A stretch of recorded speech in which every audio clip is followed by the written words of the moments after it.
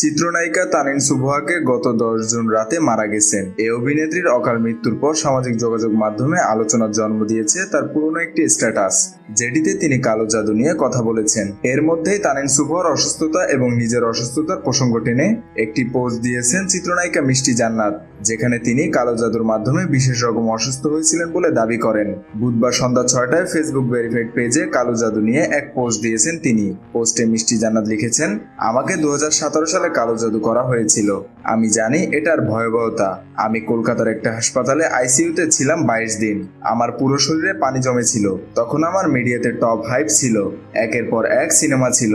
তারপর থেকে আমি সব কাজ কমিয়ে দিয়েছি। তিনি লেখেন, আমাকে হুজুরের কাছে দেখানো হয়েছে অনেকবার। যখন আমি ভালো কিছু করতে যাই, একটা গ্রুপ আমাকে পেছনে পড়ে থাকে। তারা বারবার চায় আমি যেন মরে যাই। এখন চাচ্ছে বিভিন্ন মানুষ দিয়ে বাজে কমেন্ট, নিউজ করিয়ে আমাকে মানসিকভাবে আঘাত করে সুইসাইড করাতে। এই নায়িকা আরো লেখেন, আমি সুইসাইড করা মেয়ে না। আমার যদি কিছু হয় তাহলে ওরা দায়ী থাকবে। আবারও আমার পিছনে লেগেছে ওরা। আর সবশেষ ব্যাকেট বন্দিতে লিখেছেন, নামগুলো আমার ডায়েরিতে আছে। মেহেদী হাসান বাপ্পি, খুলনা গেজেট।